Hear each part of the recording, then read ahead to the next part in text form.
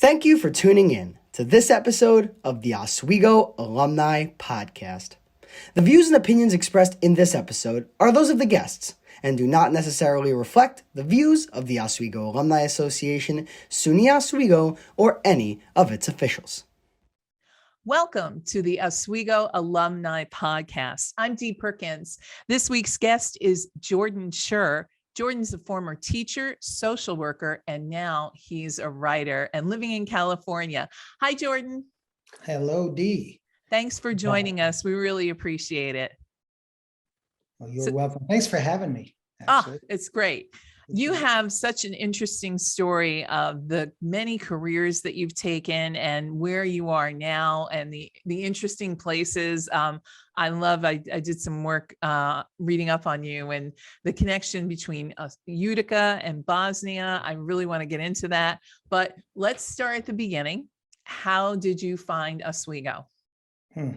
Well, I think Oswego found me in some ways because I was looking for college experience. To me was going to be a community college on Long Island. I grew up on Long Island, and but happened to get into Fredonia, and I think Fredonia is still around. And sort of almost last minute did an upstate New York college tour with some friends from high school, and visited Fredonia, and then I think we went to Buffalo State or something, and then the last stop was Oswego. And I said, how could I ever go to community college? And I'm not going to Fredonia. And this place just touched me. It was one of those experiences. And I've told we've had my children or adult children, they had the same experience when they went to their college. They stepped onto the campus and they said, this is the place. That's the experience I had with Oswego. So when you got there, did you know what your track was going to be, what you went there to learn about? I did not. It was, I was 18, as we all are, when we start college. And I had a lot to learn about life. I found out later on, and obviously in hindsight, we know that. I didn't know. In fact, I think, my major was like social sciences, which pretty much means I still really didn't know. But I leaned towards sociology and psychology and really found that more interesting. I was not a math person. I think we were required to take some math. I guess I got through, but it really did. And as I look back, some of the class I took, particularly senior year, guided me towards what I was going to be doing next. So sociology, I remember I was very interested in that as well. And one of the things that held me back was absolutely having to take statistics. Yes. And I failed Math 102, which was one of the requirements we talked about. So I could have had a sociology minor except for that statistics class. Did you take it and pass it?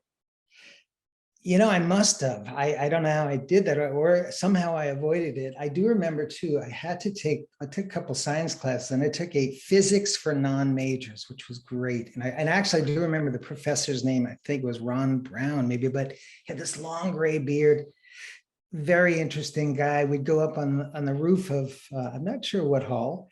And we did, an egg drop I think it was SNIG.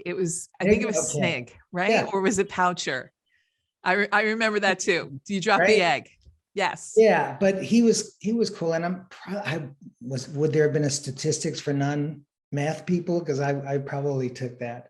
But I really was, I was drawn always towards sort of I wouldn't have been able to put it this way back then, but just sort of human behavior, human capacity, human potential.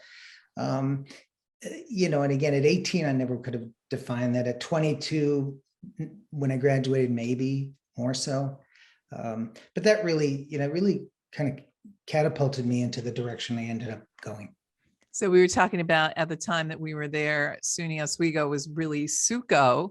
That's right. So you have 2 SUCO degrees. Well, that's SUCO, one Oswego, and then you went on to, did you go directly from Oswego to Albany for your master's, or did you take time in between? No, I took time. In fact, and I've thought about this over the years. Why did I end up,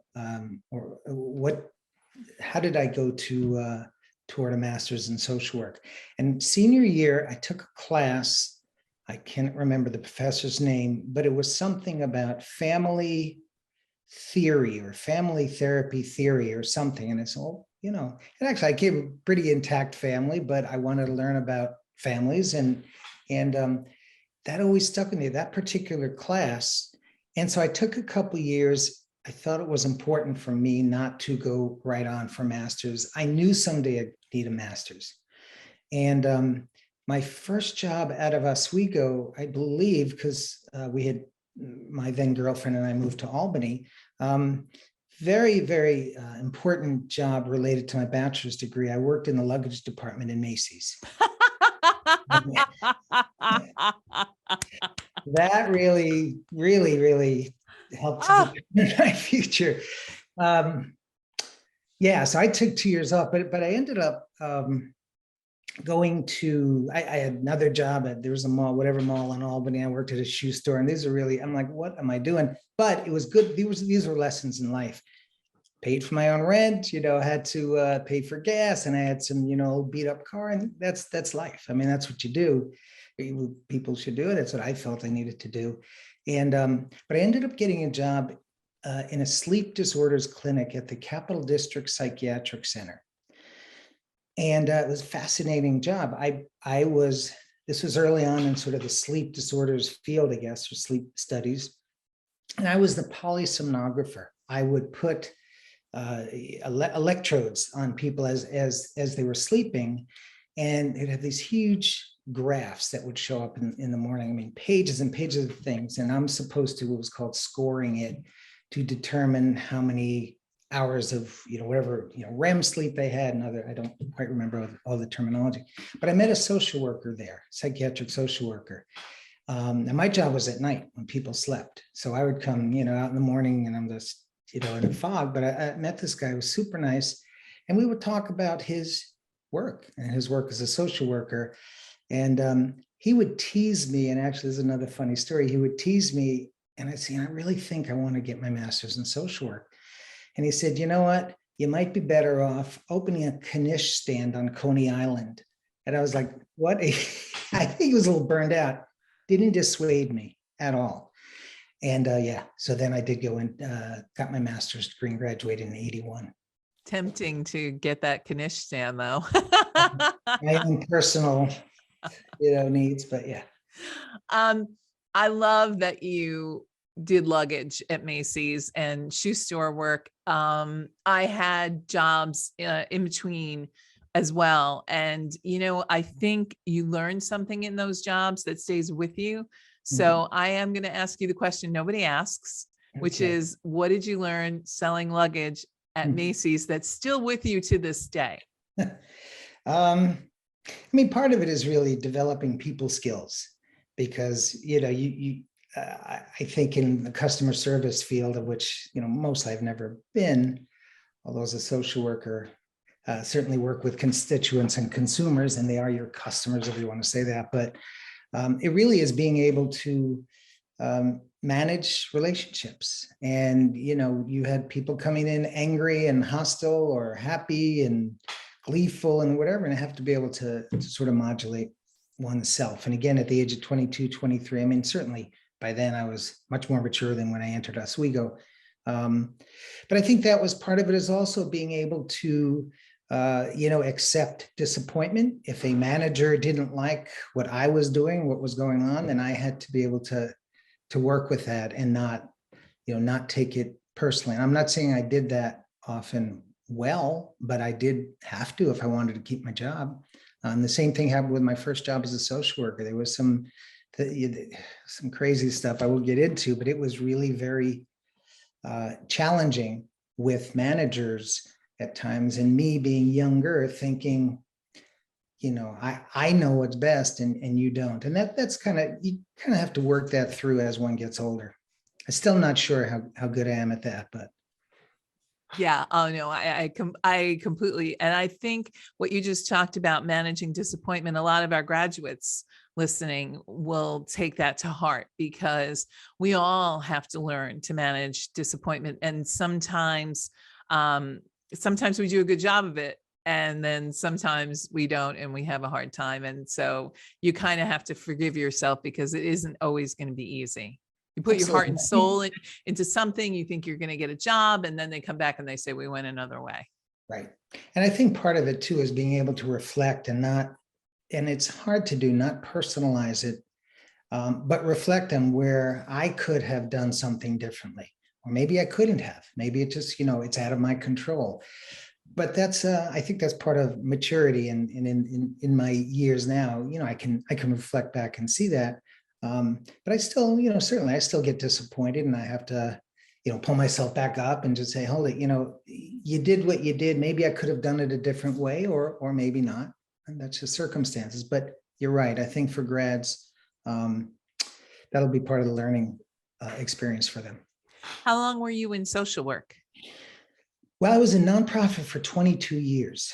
And my first job was at Capital District Psychiatric Center as a psychiatric social worker, which was really an amazing foundation for understanding human behavior and sort of, at its very wide boundaries. And I had other social work jobs after that. My wife and I in 1985 moved to San Diego, and was a medical social worker in a hospital, actually in a rehab hospital for people with stroke, brain injury, and other physical, disabilities. And then was in a nonprofit for 10 years where we worked with caregivers of folks who take care of or live with people with dementia, Parkinson's, stroke, et cetera. But I kept moving up, and eventually became executive director when we moved in '99 to the Bay Area, in San Francisco Bay Area. I became an executive director of an agency. And that was one of those lessons too. It was not a very good fit. I took the job because I wanted to be an executive director. I thought that's the route I'm supposed to take. It was what was available. We had been up in the Bay Area for about 6 months. I wasn't able to get a job until then. And actually it was after that, it was 3 years there, and it really, like I said, wasn't a good fit. I got a teaching credential. So at age 50, I started teaching middle school, right? That was my God.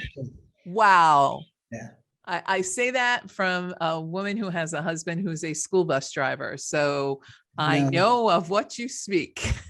Unbelievable. My social work background really did come into play a lot, because these kids are very challenging. But there were times I was, what's wrong with me? Why did I do this?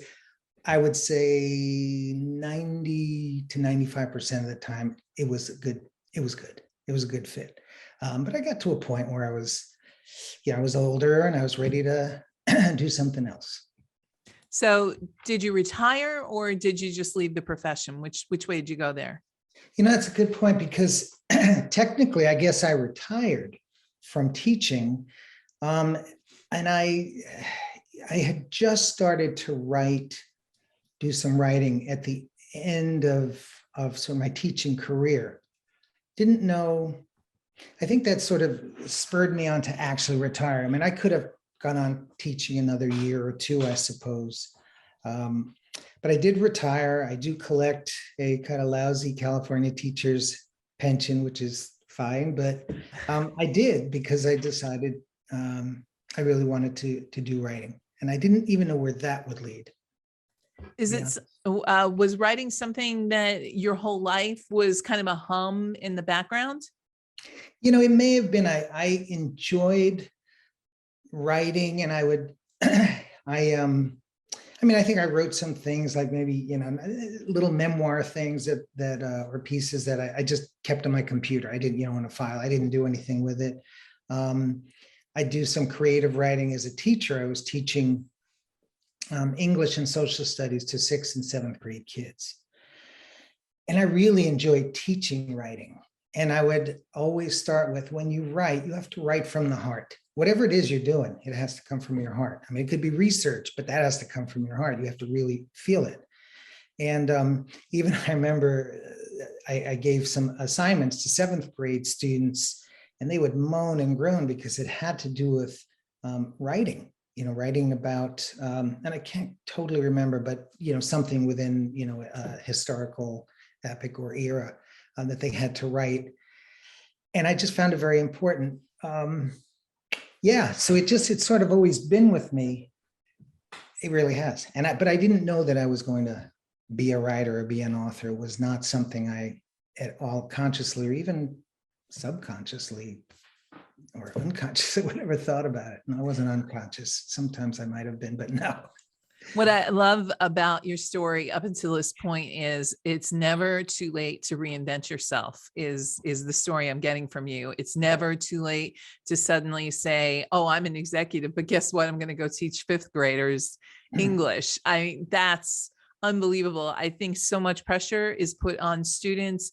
What are you going to be? What are you going to be when you get out of here? What are you going to be? And you know what? It's not one thing. And I think Oswego does a really great job of reminding us while we're there that it doesn't have to be one thing. Many of my compatriots, left with a broadcasting degree and are teaching or in sales or other things. So, it's nice to hear this constant kind of success story from you as you continue to turn the page. It's a good point. And again, I think that's ever evolving. It's not something I came out of Oswego or Albany with, or even in San Diego. I thought I'd be social worker or do that for my career in whatever capacity. But honestly, I hit adversity as executive director. Like I said, it wasn't the right organization for me. And it was political. And I was like, oh my God, this is not for me. And then I kind of teased and I said, well, where else can I make less money than social work? And I said, I know, I'll teach. It worked out very well. It wasn't, honestly, nothing I've ever done has been about money. Now, fortunately, my wife does well. And she's been very supportive of what I do. So that helps a lot. But I didn't know, I really didn't, where I've gone in terms of whether teaching, and even when I was teaching, I was very much a part of sort of a bully prevention program. I started that at middle school. It was called Campus Climate Committee. It was more than bully prevention. I wanted to help the students, and this was middle school, right? Wanted to help them understand the value of kindness and of caring. And that was very important to me. And the principal was really supportive. We ended up winning an award from the county for the program we had there. So again, these things, opportunities happen sometimes serendipitously, but I think many times we just have to be open to them and I think it comes from the heart and kind of what touches you along the way. And that sounds like a beautiful program and something we need a lot more of in this world. So if you don't mind me digging in, can you give me a little bit more about how that program worked? Yeah, I did a lot of research and spoke to people. And actually, I remember there was a program in Rochester, I think, that was very sort of a model program. So people are listening, school district in Rochester. And I remember, and it's just coming to me now. I hadn't thought about that in a while. But I created this model out of other models, I suppose, and, did promoting, through the campus and got 6th, 7th, and 8th graders to be part of this committee and got some teachers to be part of the committee. The principal would sit in and the counselor was involved. And really, we just, the kids would, we had, oh gosh, what do they do? We had, kindness promotion, or there was, they do have poster contests or some of the kids very creative. Some of the years I did this, and they did videos, sort of these anti-bully videos. We actually brought in speakers. And I remember this was very, I think, ahead of its time. And for the principal too, who was older, and she evolved a lot too. We brought in a program called, or an agency called Gender Spectrum. And they did a conference for kids, parents, and teachers on sort of on related to gender issues, including transgender. And I know today that's unfortunately people who are transgender. There are a lot of issues in state legislatures being hateful, if you don't mind my putting that out there. But even that, the school district really supported that conference. We had, I think there was a bully prevention week or month. It was just very all-encompassing program. The kids really got into it. And just one last bit about it. I remember once I was teaching and I hear two guys outside whistling at somebody. And they should have been in class, of course. And I go outside and I said, what's going on? And I hear one kid say to the other, as I'm coming out, this kid Hector was whistling at that girl. And I told him, you know what, that's not cool. Now, both these kids were typically in a lot of trouble. But that one kid said to the other, I told him it's not okay to do that. It's like, wow, had an impact. Yay, you did great. You made a difference. Yeah, maybe. So it sounds to me like there's a thread in your life standing up for people who are either being ignored or put down. And that kind of leads us to your book. The book is about Bosnia and some of the atrocities, concentration camps, the terrible things that have happened there that most, I would say, most Americans don't really know about. So the story of how you got to this story is incredible. And can you share that with everyone? Sure. So it was at the end of my teaching career, I guess. I was really, again, I'm somebody who's always been into, and I was brought up in a family that was grounded in social justice. And I was very, very unhappy with the immigration policy in this country in the last administration. And kids in my class, many of them were Latinx, and they were worried that their parents would be visited by ICE and be deported. And I'm one of these poor kids, right? And these are mostly in this class disadvantaged and poor kids. I'm thinking to my own history, my own family history. My grandparents escaped the pogroms of Eastern Europe, where Jews were being persecuted and worse. And so they escaped that violence. And my wife came to this country from Italy in the early 60s because of poverty, and they were seeking economic and educational opportunity, and it worked out for them. And I know I have family who were wiped out in the Holocaust. My parents didn't talk much about it, but I've done a little bit of research and found out about that. And so I decided to write a book. It's called Our Neighbors, Their Voices, True Stories of Immigrant Exodus. I interviewed 14 people from different countries who are here in this country, 14 people who came here as refugees or immigrants, including from Lebanon, Iran, Mexico, Guatemala. My wife's in the book, from Italy, Cyprus, Ethiopia, and Bosnia. Now, because my wife's from Utica and I have a great connection to Utica, and I knew there was a large Bosnian population there, my wife's family knew of some people. So they connected me with two women who were children at the time of the war in Bosnia. And so I interviewed both of them, and I was floored because, like you and like many people, I didn't know much about it. I knew that when I'd go back to Utica in the late 90s, to visit, I went back a lot, but late 90s, early 2000s, there were many Bosnians moving into the city, into Utica. And I wasn't curious enough to know why. I knew there had been a war. I didn't know anything about the genocide or the genocidal campaign by ultranationalist Serbs. I really didn't. I wasn't, for whatever reason, just not curious enough, and into my own world, whatever.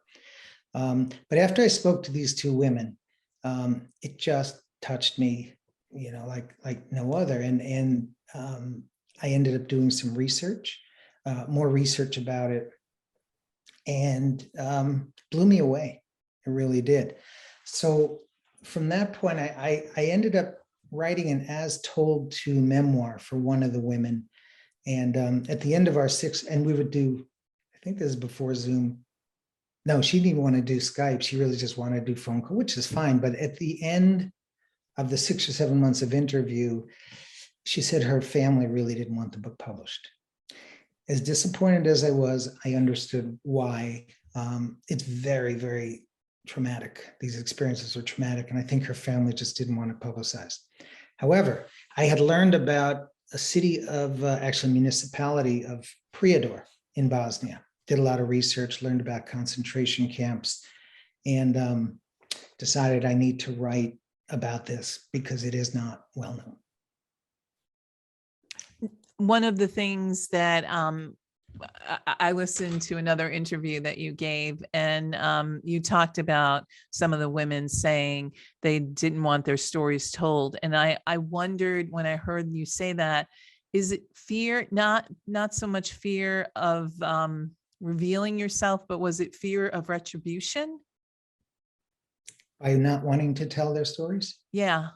I don't think it was fear of retribution. I think, I've spoken to many survivors of that war. And I'll give you an example. A woman I spoke with who told me her story, because I'm writing a third book, and she told me her story and her family story as she grew up.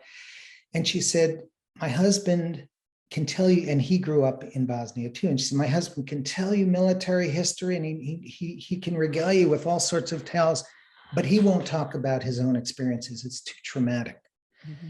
So I don't think it was fear of retribution. I think for the woman I was talking with, and she was a child at the time, my guess is she was talking to her parents or her family, maybe sort of in between our calls, to learn things and get information.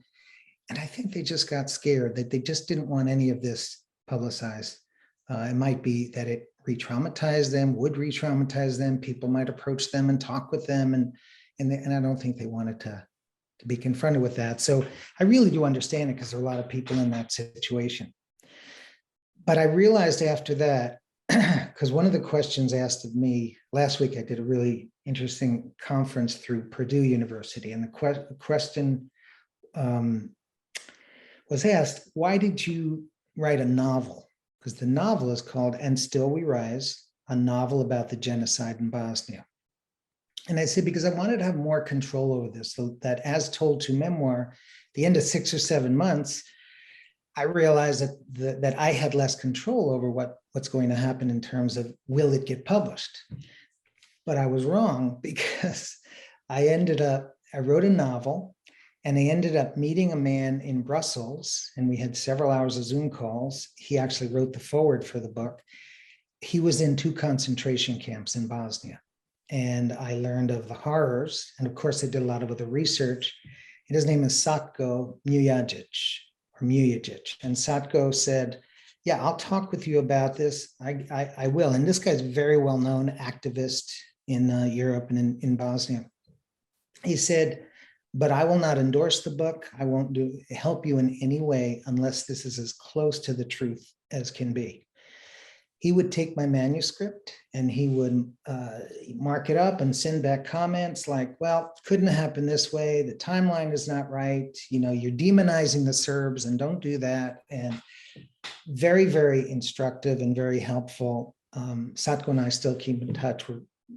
But he ended up writing a beautiful foreword and endorsing the book, and said, this is the best, what did he say? Something like, this is the best truth-based fiction about the concentration camps in Bosnia ever written, which again floored me.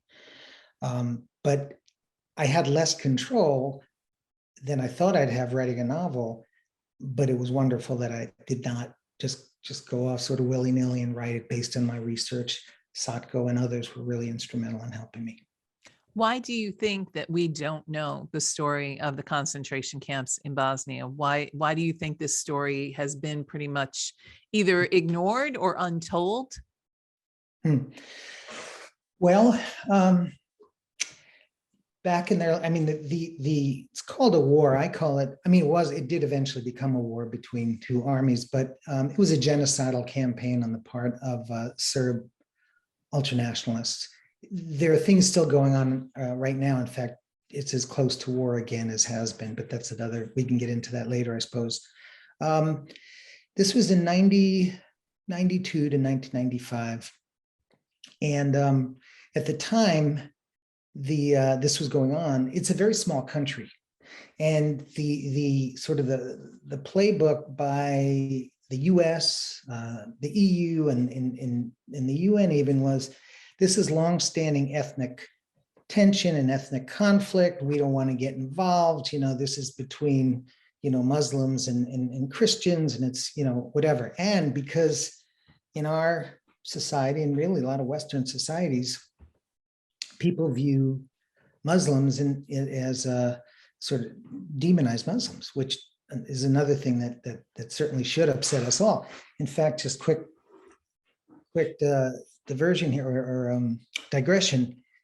When I taught 7th grade social studies and I taught a unit on Islam, the very first question I'd ask the students is, when I say the word Muslim, what do you think? And what do you think 99% of the kids said?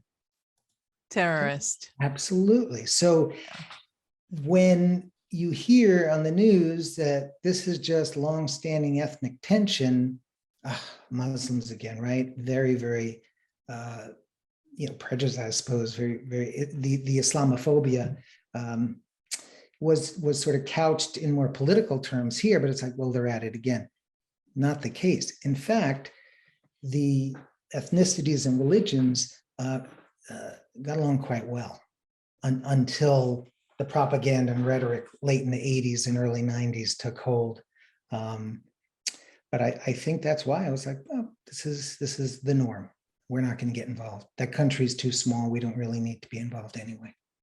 What a weight on your shoulders to tell this story, kid from Long Island, teacher in California, social worker, and you're telling this story that people are trusting you with. Yeah, and that's true. And also Jewish kid from Long Island, right? I was going to say you could say, it's really interesting. I was doing a book signing, selling a few books in a store here in Palo Alto. And this guy comes up to me at the end, and for 15 minutes, he's a little interesting character. And he told me he's Jewish, and we're talking about a little about the book and other things. And it was really odd at the end, and it was a very odd comment, so it probably reflects him, but he said, "Are you a self-hating Jew?" It's like, wow, where did that come from? And I think because in his mind, because I was writing about, and actually a Muslim experience, right? That he put that together, which is really very sad, very sad. Now, I'm assuming he's an outlier, but it is, it's that's how it is, I guess. But I've gotten much more positive feedback, including from Bosniaks. And Bosniak is actually the term used for Bosnian Muslim. Bosniaks realize, and it's more of a historical context. They realize that, unfortunately, saying Muslim can really be lights up some negative stereotypes. And when you meet somebody, there is a very big difference between, Arabic or Middle Eastern Muslims. I'm saying not in terms of the religious belief, but they look different. My experience is that there are many more secular Bosniaks. And it's a very different culture. This is Bosnia. But anyway, mostly people have been very, very positive and very thankful. I get, even recently, yesterday, somebody sent me an email and said, and I'm Bosniak, the person said, and I said, I just want to thank you for doing this, for giving voice to truth. Is there a language change? Do they speak a very specific language in their country?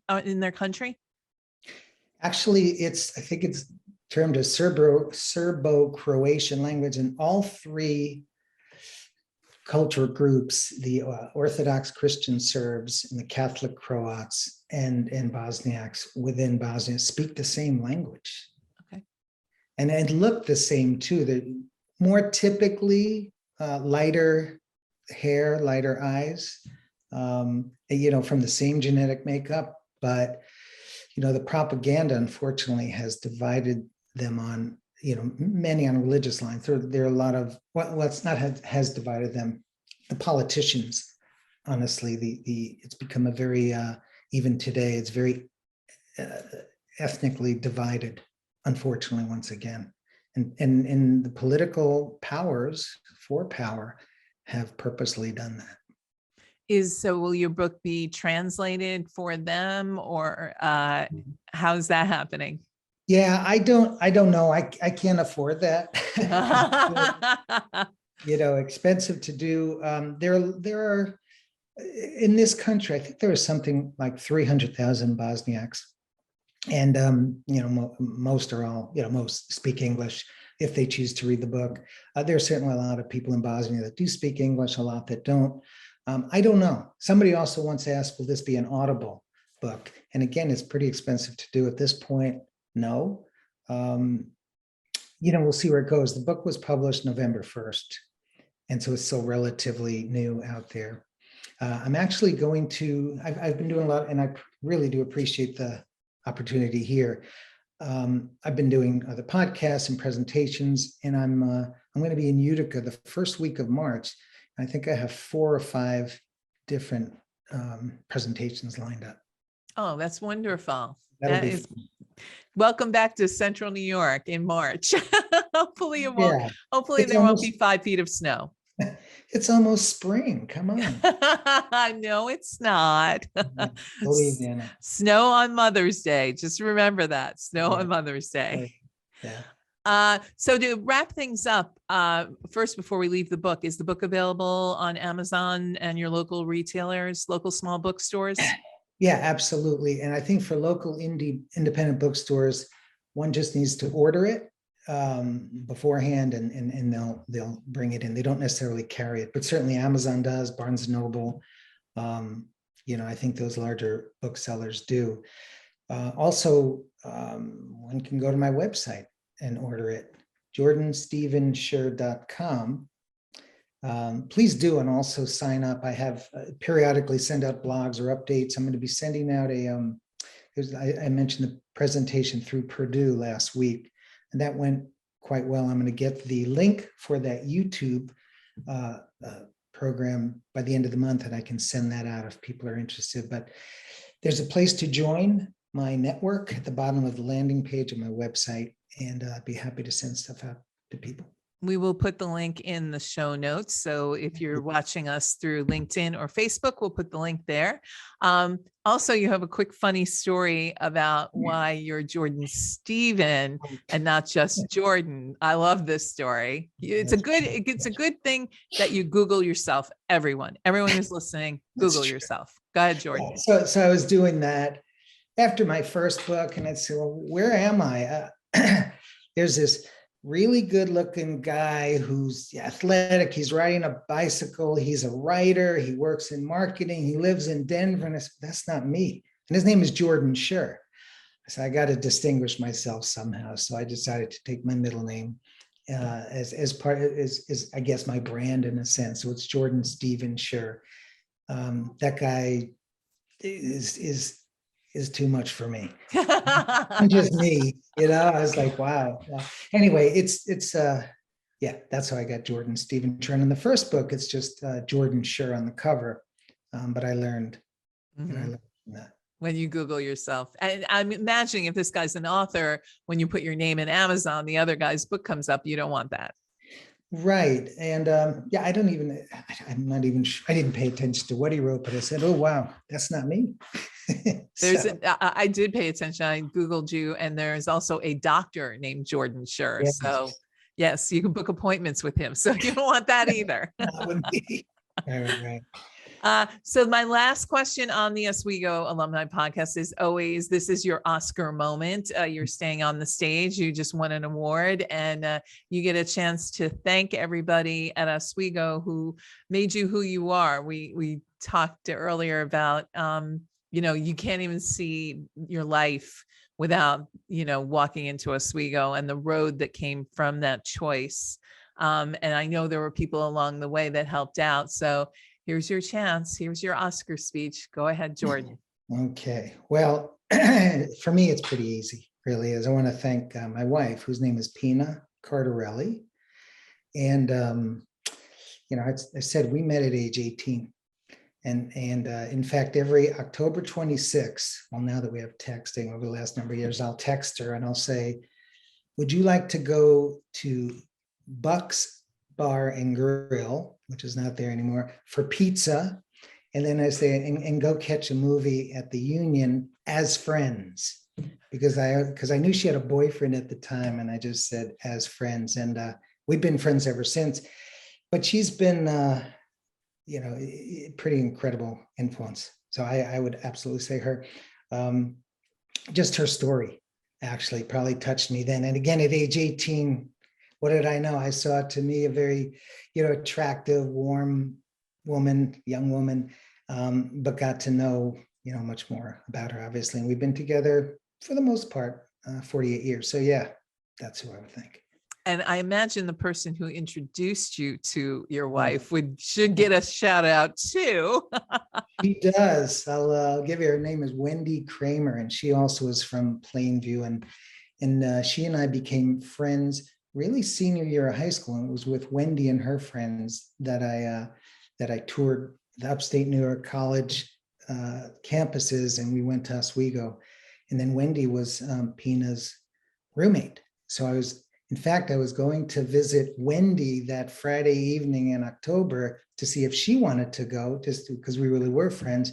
And Wendy had gone to Fredonia to visit her boyfriend. And I usually was relatively shy about this, but I just said, oh, what the heck? But remember to throw in the as friends, because she's got a boyfriend. But yeah, Wendy is definitely gets major thanks. And you're still in touch with her today? I am. Yeah, I am. I love that. Yeah. We do keep in touch. Yep. See, class of 77, and they're still in touch. I mean, I keep in touch with a few others too, believe it or not. That is the other thing about Oswego. I don't know, you talk to other people who didn't go to our school, they don't have those relationships that go all the way back to college. And yet every person I've talked to on this podcast and anywhere, they have this group of friends that came together at Oswego and are still together in their lives. So I just think that's an amazing thing. Yeah. Thank you. Well, Jordan, thanks for spending time with us. You've been listening to the Oswego Alumni Podcast. Thanks for listening and watching. If you have any questions or any ideas on guests, we have over 90,000 alumni. So we are always interested in other people's stories. Make sure you drop a comment on LinkedIn or on Facebook, and we'll get some names added to the list. I'm Dee Perkins, and thanks for watching the Oswego Alumni Podcast. Thank you very much.